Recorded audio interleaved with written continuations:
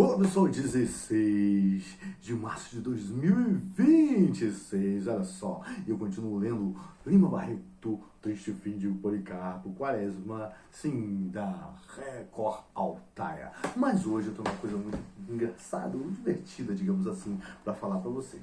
Como esse canal é um canal que pouca gente vê, e eu me divirto muito fazendo ele, de qualquer maneira eu me divirto muito, vocês sabem, estudando, olha só. Esses foram os meus estudos de hoje. E eu aprendi, através de muito tempo estudando, que quando você faz uma boa revisão, isso significa que você estudou 2 vezes. Então, eu vou fazer uma breve revisão aqui com vocês. Né? Não sei se vou botar esse vídeo no canal, se não vou botar. De qualquer maneira, vamos lá, né? Hoje eu estudei literatura, né? Com o Noslen. Eu estudei a introdução à literatura. Relação entre história e literatura. Literatura é a expressão do pensamento do homem de acordo com o período histórico em que vive. Aí já começou a entrar numa coisa que eu gosto muito, que é a história. Olha só, entramos em história, logicamente.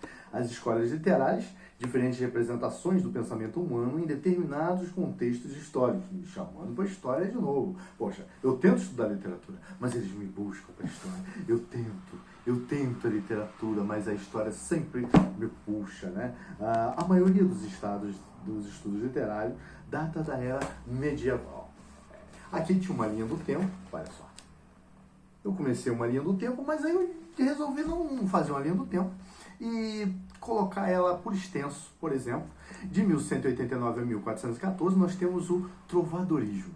Aí nós temos Paio Soares Tavares, o Taveiros, né? Cantiga da Ribeirinha, Martin Caudax, Dom Dimas e João Garcia Guilhardi. De 1418 a 1527, já vamos para o humanismo, né? Aqui com Gil Vicente, com O Alto da Barca do Inferno. Já leram esse livro, O Alto da Barca do Inferno? Mas eu nem sabia que era do humanismo. Que eu só leio, né? Fernão e Petrarca. Quientismo, de 1500 a 1600, quientismo, Pero Vaz de Caminha, José de Anchieta, Pero Magalhães Gandava e Hans Staden.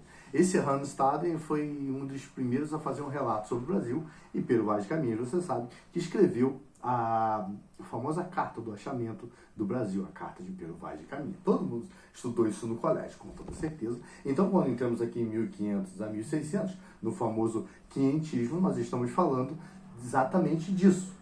Né? Exatamente quando houve o achamento, o descobrimento do Brasil. Tá? Aí nós temos aqui 1527 a 1580, classicismo com Camões, Petrarca e Shakespeare. Preciso falar de Camões para vocês?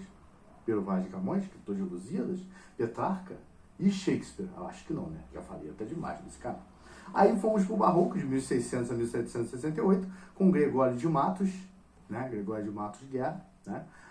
Padre Antônio Vieira e Bento Teixeira. Na arte nós temos Aleijadinho e Mestre Ataíde. Isso é muito interessante, não? Em 1768 a 1873 nós tivemos o arcadismo no Brasil, né? Tomás Antônio Gonzaga, Cláudio Manuel da Costa. De 1836 a 1881, o romantismo, Gonçalves Dias, José de Alencar, Álvares de Azevedo. De 1881 a 1922, de novo, já chegando na Semana da Arte Moderna, o realismo, tivemos Machado de Assis, Memórias Póstumas de Brás Cubas, Raul Pompeia, Aloysio de Azevedo, Inglês de Souza. Em 1891 a 1922, de novo, também havia o parnasianismo com Olavo Bilac, primeiro homem a bater de carro no Brasil. Vocês sabiam? Pois é verdade. Raimundo Corrêa e Alberto de Oliveira. Aí nós vamos aqui pro...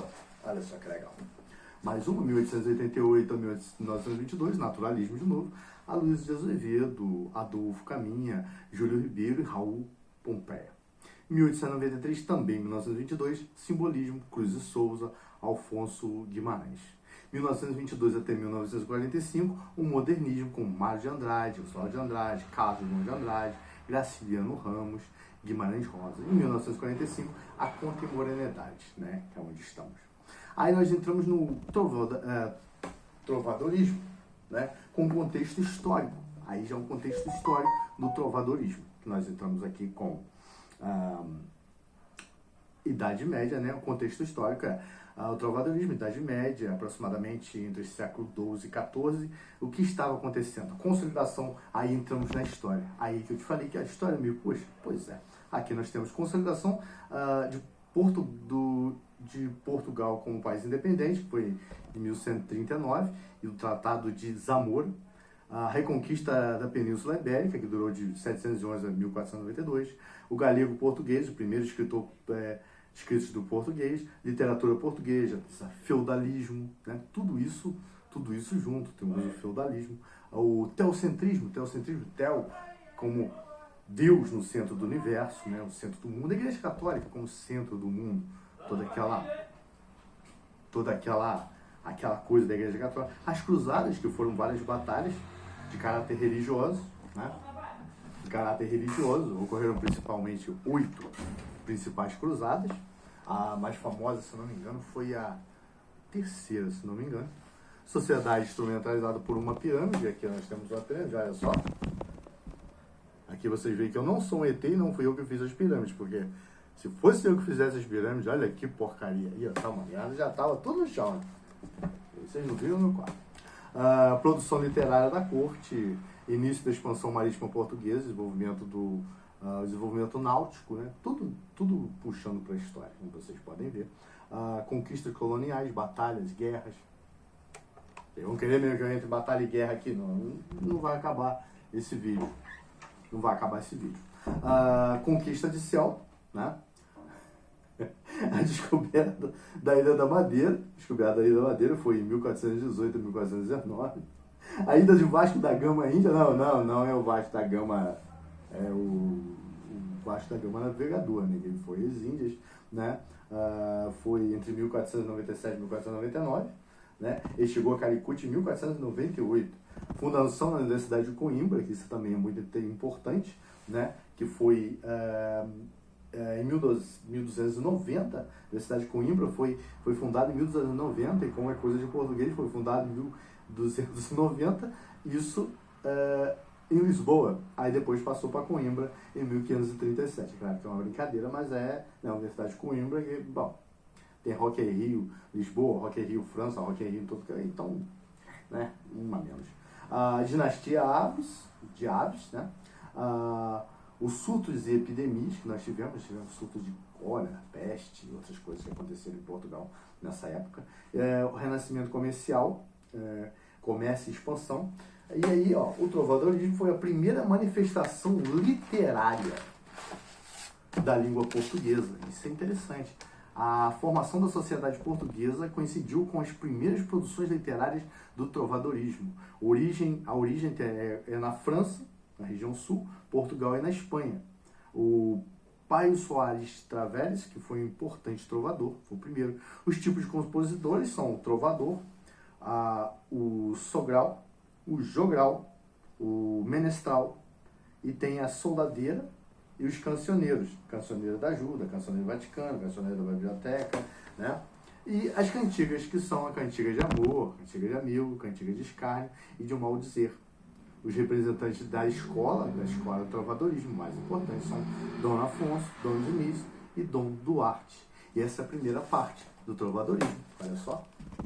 Como eu disse a vocês, a história sempre me puxa para dentro dela. Então, às vezes, eu estou estudando, por exemplo, literatura, e a história puxa, eu acabo mergulhando na história. Eu adoro história, então, para mim, fica até um prazer, um caro deleite, como dizia Platão em sua obra, né? É um deleite. Claro que ele falava isso de filosofia, e eu falo de história, porque história é um caro deleite para mim. Eu adoro conhecer a história, adoro conhecer como as coisas funcionaram, e provavelmente ver como elas poderão funcionar. Afinal de contas, Peter Buck dizia que quem esquece a história está fadado a repeti-la. E no Brasil nós temos esse problema muito grande de repetir a história. Vemos um poço, caímos, saímos e caímos de novo. Pois é. Mas aí, de qualquer forma, é assim que eu faço. Então aqui nós temos Lima Barreto, que eu estou lendo no momento, logo no comecinho, eu adoro, né? Dos Fins de Policarpo Quaresma, que é um dos livros mais divertidos e maravilhosos da literatura. Esse aqui é do pré-modernismo, escrito em 1915, do nosso querido e amado Lima Barreto, um dos maiores escritores de língua portuguesa de todos os tempos, que infelizmente não entrou na Academia Brasileira de Letras. Pois é, ele faleceu aos 41 anos, bem triste, mas como vocês podem ver, a literatura leva a gente a lugares que a gente dificilmente iria andando. No meu caso, acabei de fazer uma viagem enorme, gigantesca, por toda a história, só estudando um pouquinho de literatura. Não é maravilhoso? Poxa, é apaixonante. Fala a verdade. Bom, me despeço de vocês hoje por aqui. A próxima vez, agora eu vou sempre continuar, vou tentar fazer isso sempre, porque embora ninguém veja, pelo menos eu me divirto falando sozinho. Novidade. Não, eu não estou falando sozinho. Não, estou falando sozinho, sim, brincadeira. Mas, gente, eu não sou maluco. Minha mãe mandou me testar. Deveria ter mandado testar mais algumas vezes, né? Valeu, gente. Um abraço. Fiquem com Deus. Boas leituras. Nos vemos por aí neste grande hospício chamado Vida. Fui.